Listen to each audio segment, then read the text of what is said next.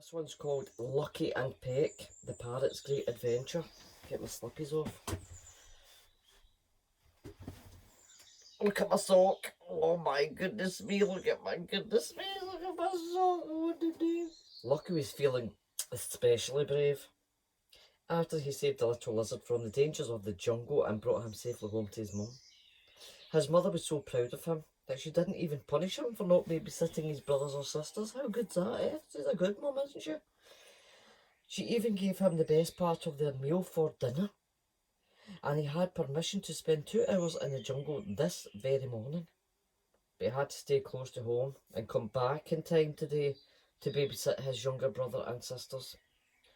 There is so much adventuring to be done in just 2 hours, he said to himself, as he walked under the shady green canopy, following a path into the jungle. But I am the bravest and the greatest adventurer in the jungle. Watch out, jungle, here I come, raw!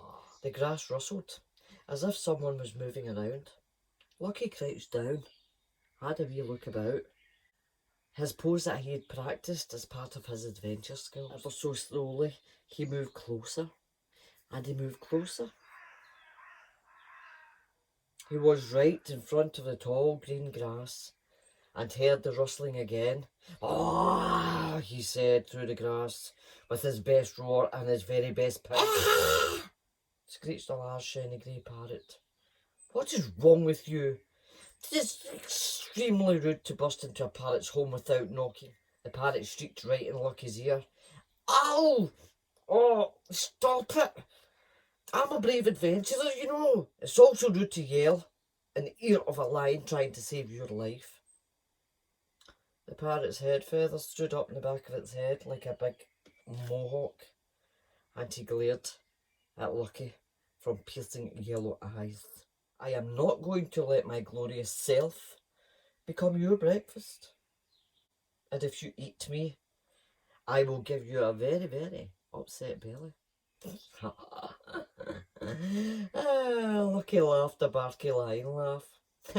"I don't eat birds. My mother is a great hunter, and she brings home only the biggest and fattest of animals for us to eat. I will be a great adventurer, the greatest and bravest in this jungle." He shook under his head, stuck his beak under his wing, and looked at Lucky from the corner of his yellowish eyes. "A brave adventurer, eh?" "You look more like a lion cub to me," he said this as he brought his head from under his wing. "My name's Peck.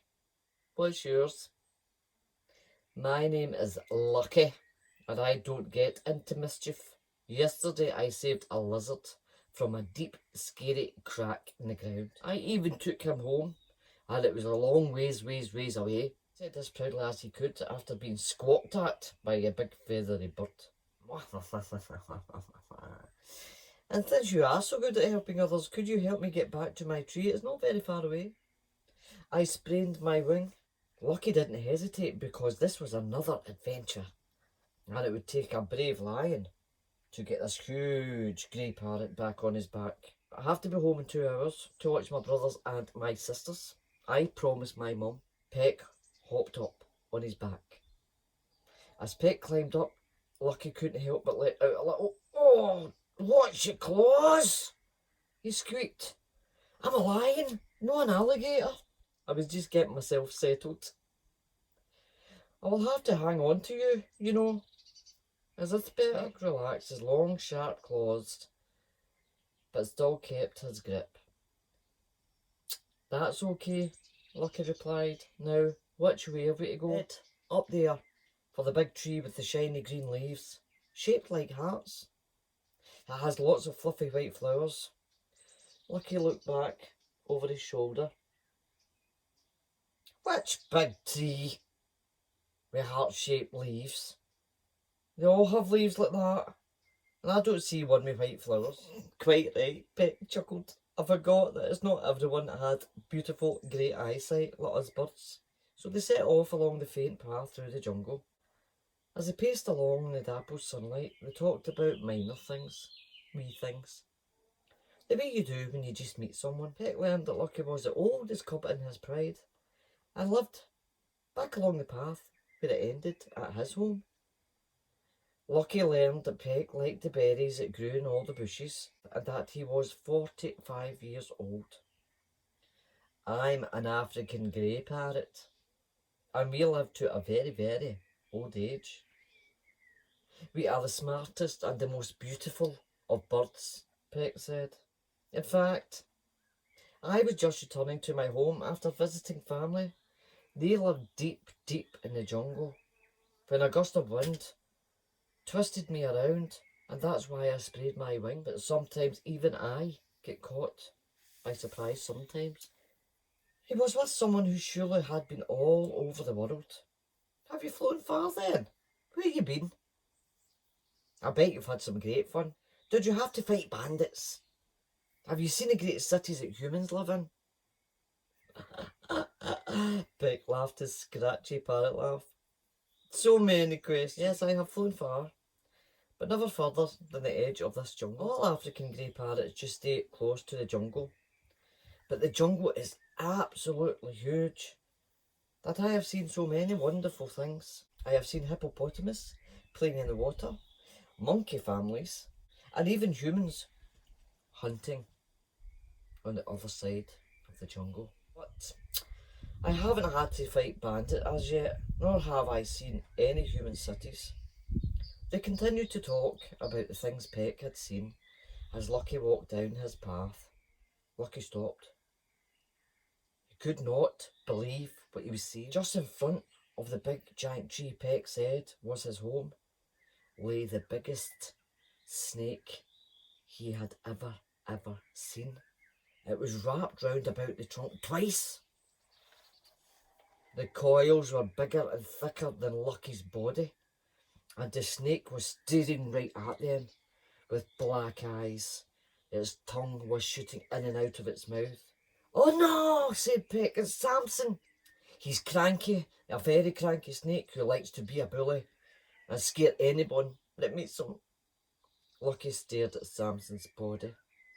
He couldn't look away from the sleek, scaled coils rippling as the snake squeezed the tree. "Can he eat a little lion cub?" Peck quietly rubbed his beak on the back of Lucky's head. "Do not worry, young Lucky, he could. But you're now my friend, and I will make sure that he doesn't hurt you." "Hello, Samson. Did you come to welcome me home?" Samson nodded his broad, V-shaped head up and down. "You know, I greatly miss you whenever you are gone, Peck.